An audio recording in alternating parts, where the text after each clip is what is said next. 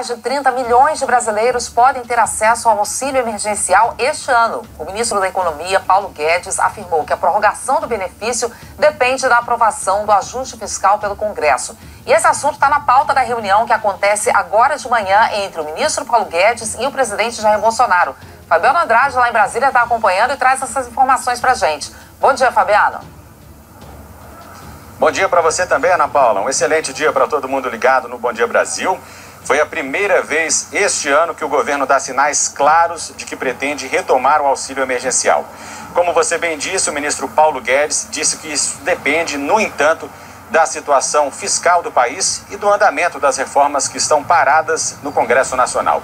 E a questão da assistência às pessoas vulnerabilizadas, necessitadas, que já foram atendidas no ano de 2020, com toda a justiça, com o auxílio emergencial, obra do Congresso Nacional, em parceria com o governo federal, que alocou mais de 300 bilhões de reais para essa finalidade, para vocês terem ideia, 8 vezes o orçamento do Bolsa Família. Então foi uma iniciativa muito importante para a economia e para a preservação dos interesses, das necessidades mínimas e básicas dessas pessoas.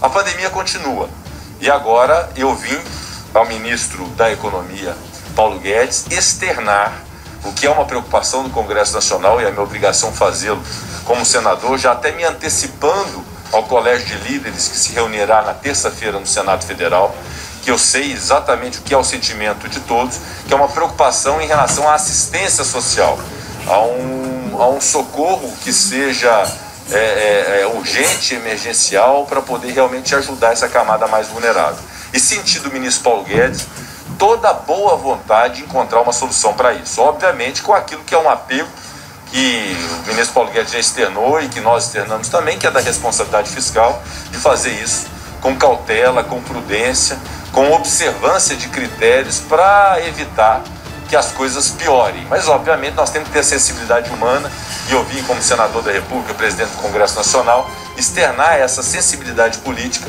de que nós temos que socorrer essas pessoas. Então, a partir de agora está entregue ao ministro Paulo Guedes, formalmente, essa preocupação do Congresso Nacional em relação a esse tema específico da assistência às pessoas, e o ministro Paulo Guedes, com a capacidade que tem juntamente sua equipe, vai buscar identificar caminhos para que se possa compatibilizar o interesse dessas pessoas vulnerabilizadas que precisam ser socorridas pelo Estado com a responsabilidade fiscal, que é uma premissa muito importante nós observamos no Brasil de hoje. Agora nós temos protocolo, então se o Congresso aciona o estado de emergência ou de calamidade pública, com toda a experiência que nós tivemos, nós temos condições de reagir rapidamente à crise. É muito importante que seja dentro de um quadro de recuperação das finanças. Então nós estamos justamente já preparados para fazer a coisa dentro de proporções. No início você digitalizou 64 milhões de brasileiros, mas 26 milhões eram famílias já protegidas por programas sociais. Elas retornam agora para o Bolsa Família, que já está orçamentado, já está no orçamento esse retorno ao Bolsa Família de um grupo. O outro grupo, que eram os invisíveis, esses é que nós estamos agora focalizando a ajuda.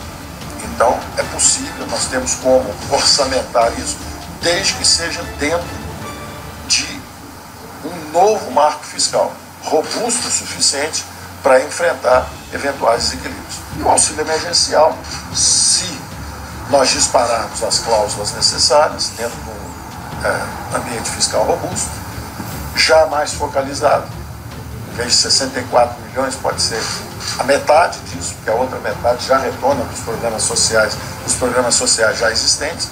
Isso nós vamos entender rapidamente, porque a situação do Brasil exige essa rapidez. Essa declaração foi feita logo depois de um encontro entre o ministro Paulo Guedes e o presidente do Senado, Rodrigo Pacheco, ontem à noite. Pacheco já havia afirmado que o Congresso pretendia encontrar uma forma de retomar o auxílio com foco nas pessoas em situação de pobreza. Segundo o ministro Paulo Guedes, a ideia seria pagar esse auxílio para metade dos beneficiados no ano passado. Isso porque o restante já estaria incluído em programas sociais do governo, como Bolsa Família, por exemplo.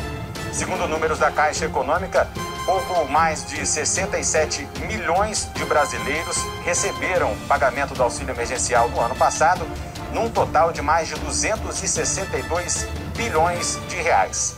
Daqui a pouquinho, às 9 horas, o ministro Paulo Guedes tem uma reunião com outros ministros e o presidente Jair Bolsonaro, e há uma expectativa que mais detalhes a respeito desse auxílio emergencial saiam depois desse encontro. Estamos fazendo o certo. Peço paciência ao povo, que problemas temos. Não é apenas o combustível, onde muitos reclamam, também reclamam de preço de mantimentos, como por exemplo o arroz e óleo de soja. Mas estamos passando ainda por uma pandemia. Sempre disse, como foi dito aqui por outro ministro, que lá atrás eu dizia que tínhamos dois problemas pela frente: o vírus e o desemprego, e deveriam ser tratados com a mesma responsabilidade, mas de forma simultânea. Em parte, estamos pagando o preço da política do fique em casa pelo fique em casa. Não queremos criticar ninguém. Já disse que se alguns erraram, foi na intenção de ajudar. O nosso governo evitou, com projetos e com propostas, algumas vindo do parlamento, como o senador Jorginho de Santa Catarina, a questão do Pronamp. O auxílio emergencial, o próprio nome o diz, emergencial. A nossa capacidade de endividamento está no limite. Quem define essa questão é o nosso ministro da Economia, que carinhosamente eu chamo de Posto Ipiranga. Bem como, obviamente, ouvindo agora, em primeiro lugar, os presidentes da Câmara e do Senado, que não são aliados nossos, são aliados do Brasil. O nosso compromisso é de fazermos a nossa política econômica fluir como as propostas encaminhadas para o parlamento, onde alguns, por maldade, criticaram por serem 35 propostas, como dizendo que um governo que tem 35 prioridades não tem nenhuma. Essas mesmas pessoas que falam isso e agem dessa maneira, em especial nos grandes órgãos de comunicação, não ajudam o Brasil. Se tem 35, que o represamento era grande. E o parlamento, obviamente, como cada presidente é aquele que conduz a pauta dentro da Câmara e do Senado, eles podem ir escolhendo qual proposta coloca na frente. Todas elas são bem-vindas. Estamos atrasados nesse quesito. Não existe entre nós protagonismo para sermos o autor desta ou daquela proposta. Nós gostaríamos sim de ver as propostas votadas, algumas até sendo rejeitadas. Faz parte do jogo democrático. Agora, devemos sim destravar essas pautas. E esse é o compromisso, antes de conversar comigo, dos dois novos presidentes da Câmara e do Senado.